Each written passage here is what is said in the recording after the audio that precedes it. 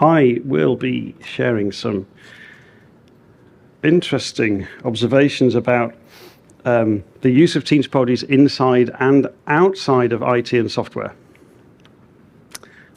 Make sure this works. But just first thing is this event here today, Fast Flow Conference. It's kind of amazing to see this come into being. This is basically how I feel about this.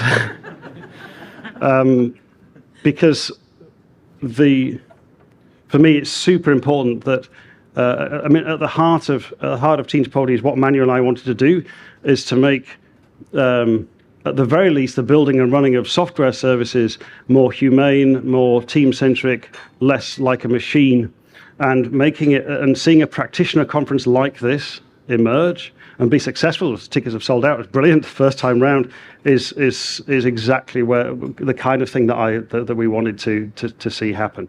So for me, this is it's emotional. I'm the founder at Conflux. I'm the co-author of the book Team Topologies. I am not on Twitter anymore because Elon Musk is a supporter of fascists, and I don't like that. But you can find me on Mastodon and LinkedIn. Use a QR code if you're younger. Well, you can use a QR code if you're older as well. But apparently, the young folks don't use URLs, we use QR codes. It's coming up to 4 years since the book was published. We actually, total number of copies is now 109,000 worldwide. Sorry, that includes the Remote Team Interactions workbook, but the vast majority of the copies are of the original Team Topologies book. So that means it's pretty successful, and we're very thankful to all of you folks and people like you for seeing the value in the book and cracking on and advocating for it inside your organizations and persuading people of the value in it. It's been interesting to see that it's won awards like Best Product Management Book of all time. I think it's in the top 10, because I'm not a product manager. I don't know about product management really, but it's been useful for people outside of the original sort of fairly narrow audience that we were speaking to or that we had experience of. And that also obviously has been really good to see. So this is how we see it. Team Topologies is the leading approach to organizing business and technology teams for fast flow, providing a practical step-by-step adaptive model for organization design and team interaction. And we'll see a little bit more about some of that stuff later. That's the phrase you need to memorize. I'll be testing you at the end. There's quite a few different kinds of organizations that we know publicly have talked about using Team Topologies, from technologies to banks to healthcare and retail and blah, blah, blah. Like, basically, there is not a sector that is not represented in the organizations that have publicly talked about using Team Topologies. And there are many more who haven't talked publicly about using Team Topologies, but we know they are, which obviously is also great to see. Today, though, I'd like to talk about these things, specifically what I have learned about Team Topologies. That might sound strange, but I've learned stuff since the book was published because we're working with lots of organizations and we're seeing how it's used and interpretations and misinterpretations. But I also want to share some frankly, slightly bizarre happenings of Team Topologies being used outside of an IT context. We'll try and work out what's going on and then wrap up. So what have I learned about Team Topologies since publication in 2019? Team Topologies is way more disruptive and useful than we ever imagined, but whatever. I'm kind of sorry, not sorry about this. Like it's anything that, any approach that starts to use flow as a key principle is hugely disruptive to the bureaucratic Taylorist way of thinking and organizing. So Steve Pereira, who's doing the workshop at lunchtime, I can't see, is there the kind of the value stream approaches, stuff like project to product, all of these kind of approaches where we're thinking about flow and value are so alien to the kind of Taylorist functional silos, managerial kind of approach of the past. And I'm not particularly sorry that this is disruptive. This is fine. Let's have a look and see what Team Topologies actually seems to provide then. So after this kind of 3.5, nearly 4 years that the book's been around, it provides, as we as we heard earlier, provides language for dealing with flow, boundaries, architecture, and dynamics. Part of it is, and this is what people say often, it's about a common language. But it seems to be able to deal with quite a few different aspects of what we need to deal with in this kind of socio-technical context. It provides some heuristics or clues for organizing teams and software. But these are clues and heuristics. They're not hard and fast rules. We have to interpret them. We have to put them. We have to think. My goodness, we have to think about what we're doing before organizing teams. It also helps. It gives ways for teams to define expectations of other teams and other parts of the organization, and then to close any gaps between those expectations, particularly with the team interaction modes and that kind of thing in Team API. It's obviously got focused on fast flow as a key driver. If you're in an industry context where you do not need to go quickly, some of the stuff in Team Topologies might not apply, and that is fine. It's not supposed to be a catch-all, this is going to solve every problem. It's specifically focused on fast flow, and that's why we're here today, right? Fast Flow Conference. Ultimately, it provides deliberate constraints on behaviors, organizational behaviors, team behaviors, and we'll see like across the whole organization. And again, this is a good thing. Like some constraints actually can then help other more useful aspects to emerge. So I think, this is from when I was still using, oh no, this is LinkedIn, I think. Whatever. Team Topologies is a set of constraints to encourage emergent behaviors. I think that's what's going on. I think that's what I mean, it certainly feels like that's what I wanted to achieve, or what we wanted to achieve. It feels like that's what's happening. Okay, I'm going to do a super quick overview of some key Team Topologies aspects. We've got the streamlined team, it's long-lived, there's no handoffs and so on and so on, it's very small. But there's a flow of change implied here, and in the Team Topologies book, we didn't, I think, make this emphasis enough. The reason why the streamlined team is very long and wide is because there's a flow of change implied, left to right. We got something wrong in the Team Topologies book. There's actually only 3 team types, because the platform is not a team type, it's a grouping of other teams. So this is the main error in the Team Topologies book. We're moving towards using a phrase, something like platform grouping. For that instead of a platform team, it causes too much confusion. So that blue boundary, there's still a blue boundary there, but that is a container for other types of teams, for the other 3 types of team, effectively. So hands up, like this is totally our fault. But that will start to emerge over the rest of this year as we start to kind of update some of the materials and things. Maybe it'll make it into a second edition of the book, I'm not sure. But that's the way to see it. Treat the platform as a container for other types of teams. It's a kind of fractal, self-similar, zoom in, zoom out approach there. 3 interaction modes.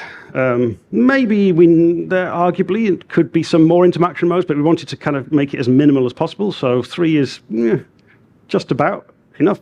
Crucially, flow of change from left to right. Sorry to those of you who speak Hebrew and Arabic, we're going left to right, not right to left. And this can be concept to cache, like Mary, Pop, and Dick. It can be need to meeting the user's need. It can be version control to live service if we're more technical. So that's how we're thinking about these diagrams. And then the streamlined team takes on some more work and they feel sad, so we use an enabling team and they facilitate them a bit, and that feels a little bit better. But then we split off some of the really difficult stuff that has high cognitive load into a complicated subsystem team who provide it as a service, and then they're happy again because they're actually able to own that service again. Because calculators, we were speaking to some people who do wind turbines yesterday, and calculating like laminar flow dynamics is not a job for most software developers. That needs a PhD in mathematics, and so on and so on. So this is how we do it. There's the platform grouping with other teams inside it. That's the way to think about that platform, that blue box. The important thing to remember here is Team Topologies diagrams are always just snapshots in time. They're never fixed designs. There are lots of organizations who come to us going, can you design an organization for us, please? Because here's our business problem. Please design an organization. So, well, no. A, it's not our job to do it. It's your job to do it. And B, there is no fixed design, because we want to set things up so that we're going to be able to evolve it when needed. You can buy some of these you can do team modeling like these diagrams here, but in physical form from Agile Stationery, just outside. I don't know how many packs are there, but if you need more packs, you can just scan the QR code and go online and buy some more. And it's kind of cool because you put them on a tabletop. I know some people sitting in this room have run workshops using that, and it's kind of fun to be able to do both, to do the digital stuff like in Miro or in Google Slides, and then the physical shapes on a tabletop. It's not one or the other. There's some flow-centric roles that we need to think about. Basically, almost all decisions in the organization can benefit from using like these lenses, twin lenses of fast flow and team cognitive load. And it's quite an interesting, bit like those 3D specs that you can get, like with the red and the blue lenses. You put them on, you see things differently. So almost all roles and teams should be either focused on a flow of change or supporting flows of change. And this includes management and executive, the legal department, the human resources department, whoever. Seeing it through this lens here actually provokes or encourages some really interesting conversations at all levels of the organization. The flow of change could be software changes, it could be configuration changes to commercial off-the-shelf software, it could be onboarding a new employee, reviewing legal contracts, it could be installing audio-visual equipment. This stuff is happening, and supporting flows of change could be like a platform or a wiki or real-time data or whatever. There's ways to use these principles to rethink the organizational operating model. We do need to continuously untangle business concepts, because obviously software is just an encoding of business intent. That's all business software is. Yes, if you're down at the embedded level, you're talking about bits and bytes and input lines and things, but when we're talking about business software, it's encoding concepts. So we need to spend time to untangle this so we can go more quickly.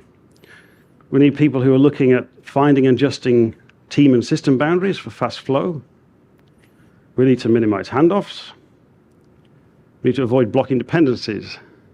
Look for and then take the time to avoid blocking dependencies. Move some decision-making to teams. And what's happening here is Team Topologies is exposing any lack of clarity and purpose, conflict in priorities, or misalignment of incentives. And that's why it's disruptive. It's not just Team Topologies that does that.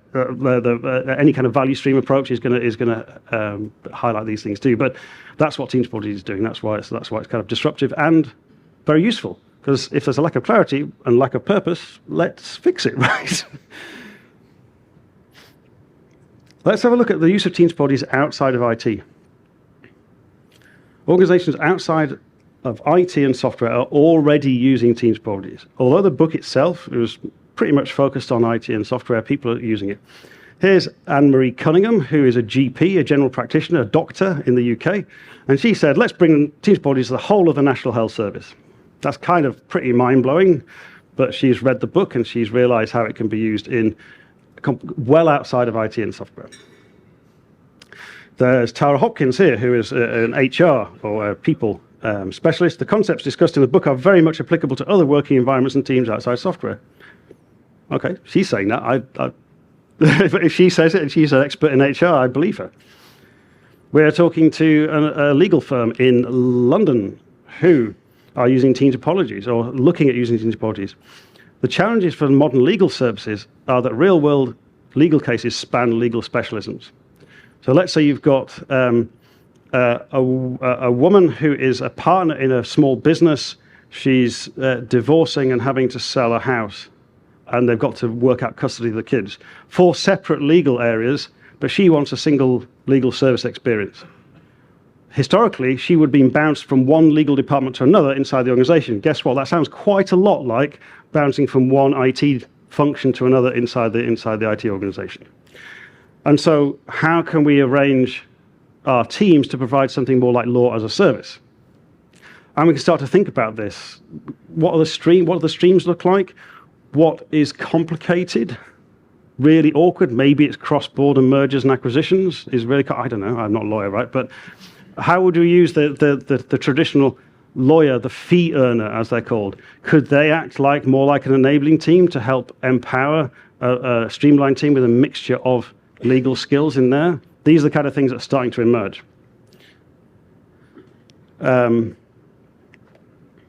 And maybe the merger and acquisition stuff is managed as part of a flow-based platform. We'd collaborate a little bit to make this X as a service interaction more useful. We can start to think how this kind of stuff works. We're defining a service around some aspect of providing legal help to customers. So this is already happening. It's happening in accountancy. It's happening in clinical care and healthcare. We've got a pregnant car accident victim with COVID-19, 3 different specialisms. We want to make sure they've got end-to-end care for as long as they need it for, let's say, 4 weeks, and so on. We can't bounce them from one department to another. How do we make that work? Perhaps X-ray is a separate thing that we consume from a kind of medical platform, if you like, because that's 2 specialists to have inside every team. But we can start to think about how this stuff works. Axiologic later on today are going to talk a little bit about how Team Topologies was used in the pandemic response for rapid rollout of COVID-19 testing, and it's an excellent story. Amazing to hear it. But this is where there was software people and clinicians, like people who have got a medical background, using Team Topologies to work together. So bridging IT and outside. And it's being used in news and media. ChatGPT is completely disrupting news and media and advertising at the moment. How can this stuff work? Maybe editors help to define some auto-approval systems so they don't have to check every single line of text before it goes out the door. Who knows, right? This is the kind of thing the kind of conversations are now starting to happen. It's being used in education design at higher education, because again, ChatGPT and similar things are starting to disrupt.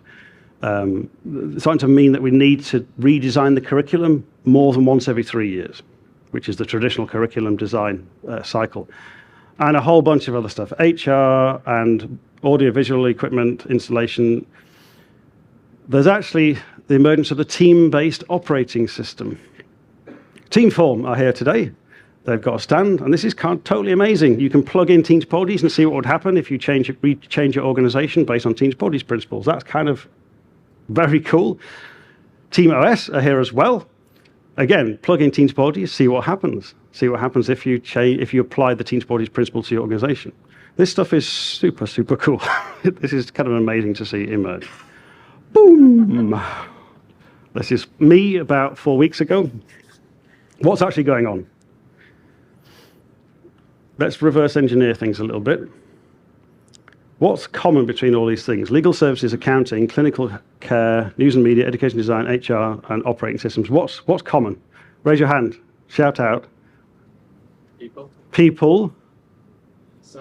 Silos. Specialisms. Complicated. Could be. All these things are probably true. The thing that popped out for me is knowledge work. Effectively, all these things have a large knowledge work component. It's providing common language for people to work together. It helps us to think about interactions between different groups of people and where specialisms might sit or not sit, and where we need to blend together into a cross-functional team. Helps us think about ownership of that problem, ownership of the service that we're providing to whoever our sort of users or customers are. Helps us think about effective boundaries for ownership and flow. It also starts to address cognitive load in all these cases. Interestingly, so Team Topologies, we started to use the phrase team cognitive load around about 2018. If you do Google search, the search term history thing, what's it called? Google, like the terminology thing, where you can see when a search term was used, a popularity. Trends, Google Trends, thank you. It started being used in IT because of what we were doing. It started being used in healthcare at exactly the same time, independently. So there's a commonality of the need to think about cognitive load then.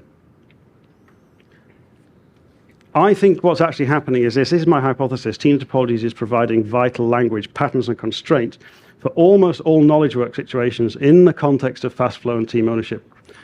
Now, we might falsify this hypothesis over time, but this is what seems to be happening for now. I think this is kind of a very interesting situation. So for anyone who's involved in this kind of work, this provides an amazing opportunity to get involved and make some really positive changes.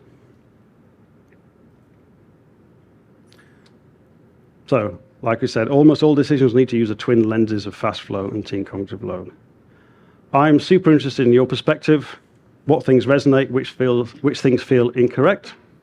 Let's have a chat afterwards. I'm here all day. I've got one tiny advert.